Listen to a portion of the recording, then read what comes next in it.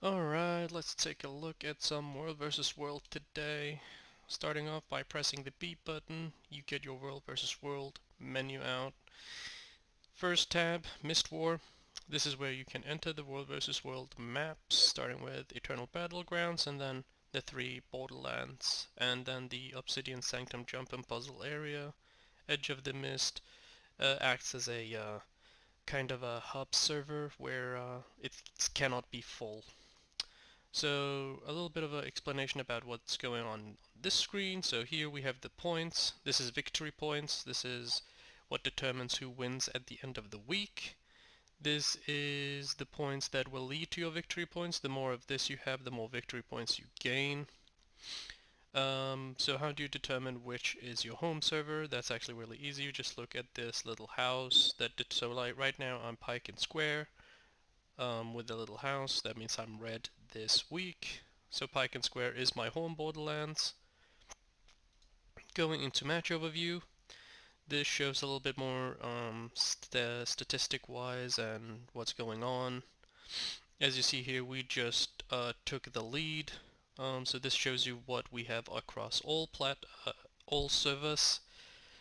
Camps, towers, keeps, and castles. Now there's only one castle, so that's why they don't have any. And this shows you exactly how many points it is every 5 minutes. The points are distributed, and you can go into more details by clicking the different ones. So let's see, at Pike and Square there's a Borderlands, that's our home. So what's going on here? Well, we have all 3 keeps, and we have 2 out of 4 towers. So that's technically decent enough, but it is not exactly what we like. We basically want to own all the towers and a majority of the camps, and of course all 3 keeps. So that's what this explains. Now you can go into match history and check your progression throughout the match by skirmish. Skirmish is each 5 minutes. Every 5 minutes that's a skirmish. So for example, victory points by total, and we can go down and see by the first skirmish how we have fared and kind of predict how the match will go and evolve. But let's go back to the skirmish details. So regarding this big chest, so this is part of how you progress in World vs. World. This is a weekly progression system, and you earn pips based on your participation. You earn pips every 5 minutes, again based on skirmish. So everything works on this skirmish mechanic. So these chests reward you with World vs. World skirmish claim tickets and a bunch of other loot. Now the claim tickets is kind of what you do World vs. World for. They enable you to get ascended gear and a lot of, miscellaneous items that actually help. And now you start off here and you work your way across, and it might seem very intimidating looking at it from this perspective, but I do assure you, if you play a lot of World vs. World consecutively, then this is actually earned very, very quickly. Normally people who main World vs. World finish this around the weekend. So each match starts at Friday, and by Sunday most people actually have finished this. And you do get the amount of claim tickets you gain are 365 per week, so you are time capped if you wish to build something, but that is only to make it fair on the other game modes, since this is the simplest way of earning ascended gear and other lucrative materials.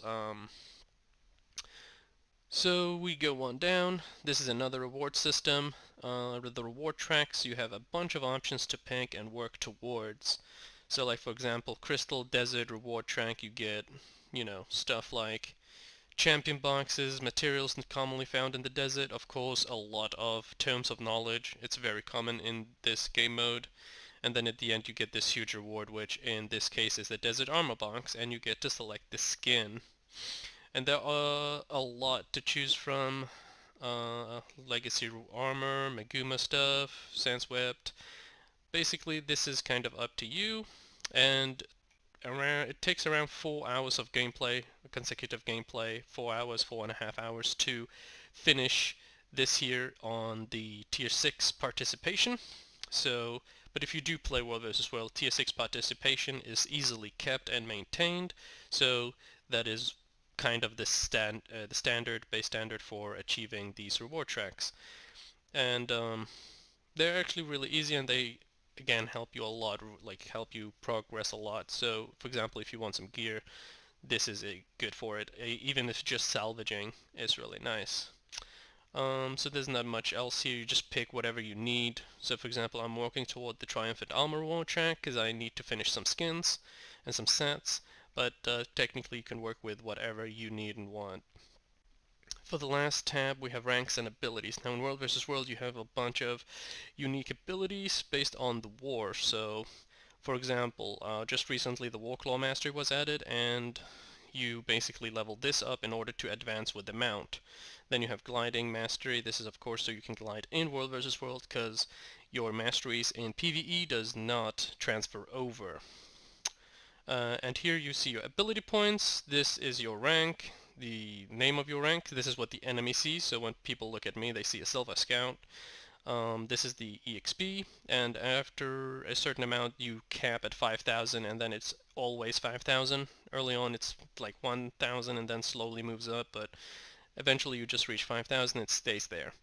And you just kind of build around these abilities here, and of course eventually you also max these out. By the time you reach around 1,100 rank, you should be maxing it out.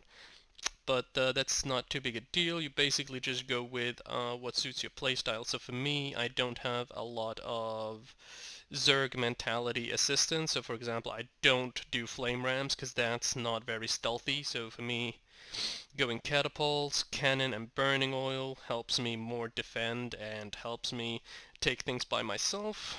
While of course stuff like defend against guards makes me able to take camps and towers and keeps by myself a lot easier. Siege Might, again, more solo stuff, but eventually you get all of this, and it kind of does not matter. So let's head into the World vs. World so we can take a look at how it looks like inside, and what we will deal with, and how exactly World vs. World works.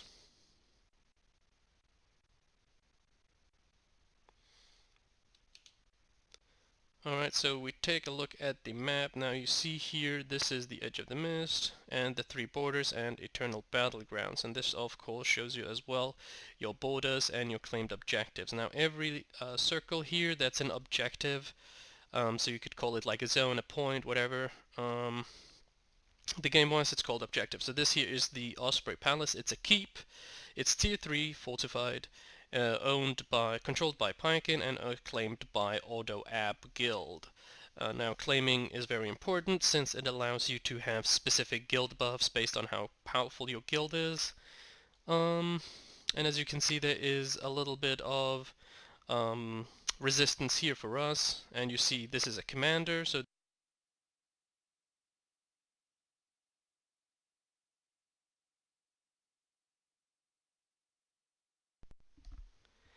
so what we want to do is kind of jump from, so there's very limited waypoints, so we kind of need to be sure exactly where to go. We have a lot of resistance here to the southwest, so we kind of want to go here technically. However, I do want to showcase a little bit on how the how the siege system works, so we should want to go here. See if we can hurry up and reach the commander.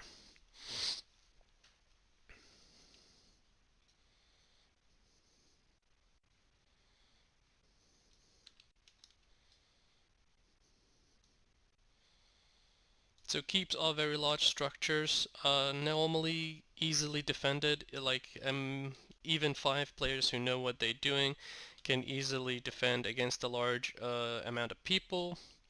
As you can see, we have some ballistas here. This is due to the fact that people have a tendency of attacking from the cliffside over there, and so these ballistas will help us destroy them. Now as you can see, we have a bunch of abilities, and you just interact with the ballista and you kind of enter this kind of attack stage. This is a sentry over here. He will spot you, so if it's an enemy, you will be marked on the minimap of the enemy for that color So they are they're more important than people will like to admit, and they can actually do a lot to help you advance the war. So we just retook the camp. You can see it's protected from capture, so you cannot recapture it within 4 more minutes. The recapture duration is 5 minutes from spawn, and it looks like there is a war going on. Now we're gonna slightly ignore that war. Actually, no, we're not. So these are players, and the thing about that is they have the same kind of situation as you, so they will go down when reaching 0 health, just like you, and they will also fight. So the thing is that the only enemies that you encounter PvE-wise or NPC-wise will have some kind of rank in their name, such as veteran and then whatever, like veteran supervisor or veteran camp supervisor or whatever, tower guard. Most other players will just have like their rank, so it will be this right here, Silver Scout.